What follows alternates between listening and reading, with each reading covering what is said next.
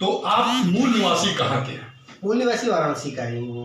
बाबा की नगरी में ही पैदा होते ही बनारसी ये जो है वो दायित्व मिल गया था। आपके पिताजी का शुभ नाम?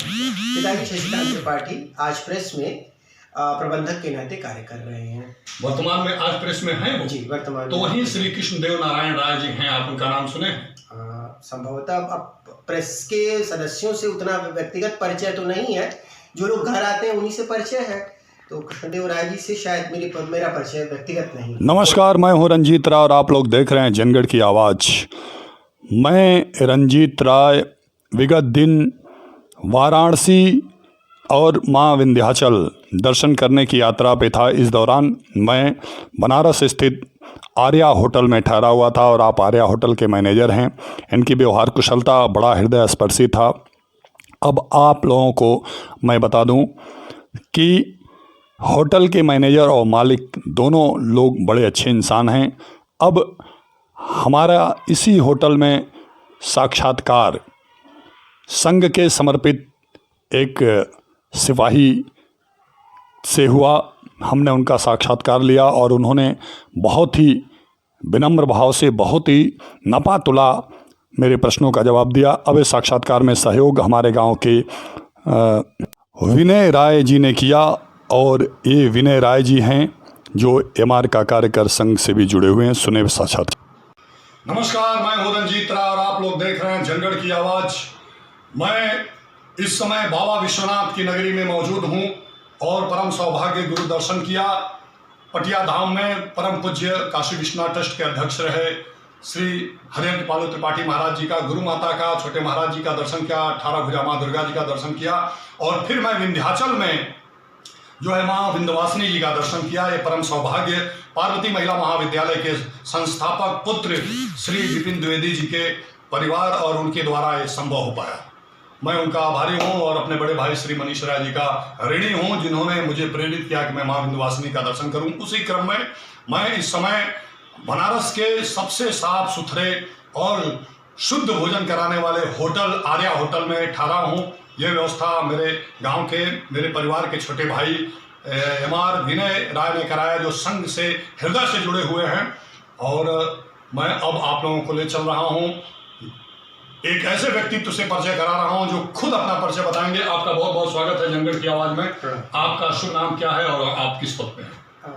नाम रविकांत त्रिपाठी है, पर्यटन व्यवसाय से जुड़ा हुआ हूँ और अपने संघ में काशी महानगर दक्षिण भाग में भाग प्रचार प्रमुख के नाते दायित्व का निर्वहन कर रहा हूँ।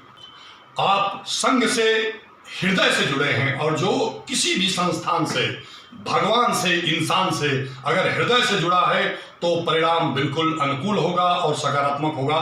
तो आप संघ से क्यों जुड़े हैं? क्यों नहीं आप सपा से जुड़े हैं? क्यों नहीं कांग्रेस से जुड़े हैं? क्यों नहीं बसपा से जुड़े हैं? संघ से जुड़ने के पीछे का बड़ा कारण ये है, अपने वरिष्ठ स्वयंसेवक भी यही बताते हैं कि संघ से जुड़ना हम लोगों का बिल्कुल अचानक नहीं हुआ है या फिर किसी एक लंबे कार्यक्रम की रूपरेखा के तहत में संघ से जुड़ाव नहीं हुआ है।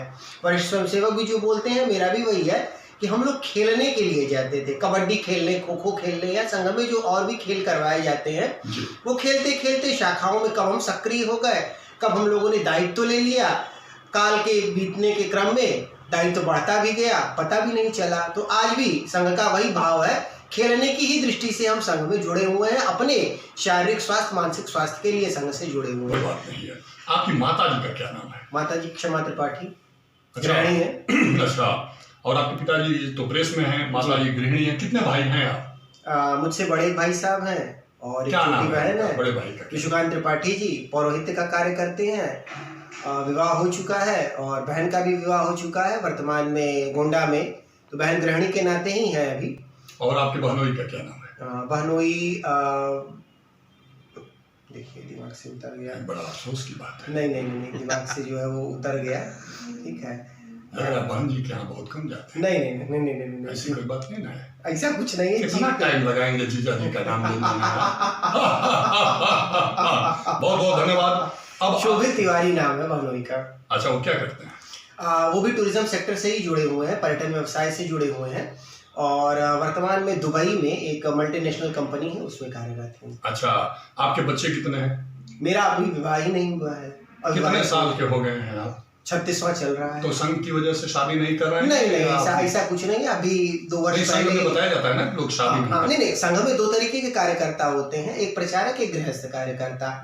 प्रचारक का जो दायित्व होता है वह आजीवन विवाह नहीं करता है, तो मैं प्रचारक नहीं हूँ, गृहस्थ कार्यकर्ता के नाते कार्य कर रहा हूँ। मुझे क्षमा करिएगा जनगढ़ की आवाज देखने वाले बंधु, मुझे नहीं पता था संघ के कितनी कटघरी है, और ये जान करके मुझे बहुत प्रसन्नता हुई, मेरे ज्ञान का बौद्धिक विकास हुआ।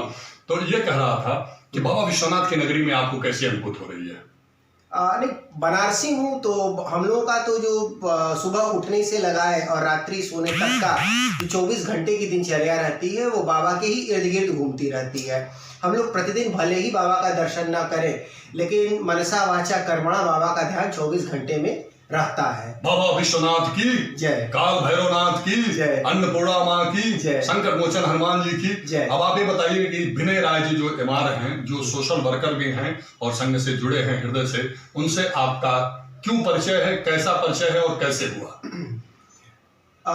संघ में एक बड़ी अच्छी बात होती है कि हम सबका परिचय जो है संघ की जो शाखा होती है 1 घंटे की, उसी में होता है, और वह परिचय विकसित होते होते चाय पे चलता है, चाय के बाद फिर घर में भोजन में शुरू होता है, और यह परिचय कब पारिवारिक स्वरूप में बदल जाता है, मतलब हम 24 घंटे के दुख सुख के साथी हो जाते हैं, तो ये पता नहीं लग पाता है। इसको बिल्कुल हम कैटेगराइज नहीं कर सकते हैं कि इस समय हमारा विनय राय जी से प्रगाढ़ता हुआ या इस समय हमारा उनसे परिचय हुआ। ये प्रगाढ़ता जो है अब हमारी ऐसी हो गई विनय राय जी से कि हमारा पारिवारिक बिल्कुल संपर्क है, और हम जितना भी अपना दुख सुख रहता है हम दोनों लोग आपस में शेयर करते हैं। नहीं, आपसे विनय राय जी से मुलाकात कैसे हुई? शाखा में हुई थी, करीब मैं समझता हूँ 5 साल पूर्व विनय राय भाई साहब से शाखा में मुलाकात हुई थी, और विनय राय भाई साहब का भी जो है वो संघ की विचारधारा के व्यक्ति थे, उनका भी शाखा में रेगुलरिटी हुआ, मेरा भी हुआ रेगुलरिटी, तो हम लोगों से परिचय फिर आगे बढ़ गया। विनय राय जी रहने वाले कहाँ के? भाई साहब गोरखपुर के हैं, गोरखपुर के निवासी हैं, और दोहरी घाट इनका मूल निवास है, मऊ में। उनका गांव कौन सा है? गांव में भूल रहा हूँ क्योंकि अभी तक गांव जाना आप चाहें तो लाइफ लाइन दे सकते हैं, विनय जी को फोन लगाया जाए, कंप्यूटर महाशय विनय जी को फोन लगाया जाए। विनय जी, इस समय आपके संघ के सबसे समर्पित व्यक्तित्व एक प्रश्न पे आके अटक गए हैं, विनय जी कहाँ के रहने वाले हैं? विनय भैया, आप अपना गांव आज तक ले नहीं गए, नौवा तो बता दीजिए, भूल गए हैं हम नाम। करौली गांव है। अच्छा ठीक। कौन सा गांव है? करौली गांव है विनय भैया का। हाँ, उसका परिभाषा जानते हैं करौली का क्या है? वो माने जिसमें कुछ करने का दम हो, ठीक, और रौ माने जो विपरीत परिस्थिति को रौंद दे, अली माने जो प्रतिदिन लीलाएं करे, जो हित में हो। उस गांव का नाम है करौली, जहां माँ दुर्गा जी का दिव्य मंदिर है, सिद्धदात्री माँ का, जहां 200 विद्या नवग्रह विराजमान है, बजरंग बली प्रभु श्री राम जी, माता जानकी जी, और वहीं से दोहरी घाट है जहां दोहरी श्री राम श्री परशुराम जी मिले हैं, और अयोध्या के बाद वहीं दोहरी घाट में सरजू जी उत्तरायण होकर प्रभावित होती हैं। वहीं बगल में लक्ष्मण जी का मंदिर है जो जमीन से निकले हैं, और आज वो 3.5 फीट के हैं। लक्ष्मण जी महाराज वहीं सोनबरसा भगवान शिव जी का मंदिर है। बड़ा दिव्य स्थान के विनय राय जी रहने वाले हैं। इनका पारिवारिक बैकग्राउंड बहुत शानदार है, क्योंकि इस इंटरव्यू में ये सब बताना इसलिए जरूरी है कि संघे शक्ति युगे युगे, कल युगे ही नहीं, युगे युगे नहीं, ठीक है ना? बढ़िया, हर युग में रहा है। करौली की परिभाषा भी याद रहेगी। हाँ, परिभाषा भी याद रहेगी और पवित्रता भी याद रहेगी। मेरे गांव में कोई IAS IPS नहीं है, विनय राय जी के गांव में, लेकिन उसमें वो व्यक्ति हैं श्री आनंद राय, जिनके परम मित्रता IAS और IPS से उस स्तर का है जिसमें उनके द्वारा कहे गए किसी बात को नकारा नहीं जाता, जो जनहित के होते हैं। बहुत बहुत धन्यवाद, आपने बताया पूरा विस्तार से सारी बातें।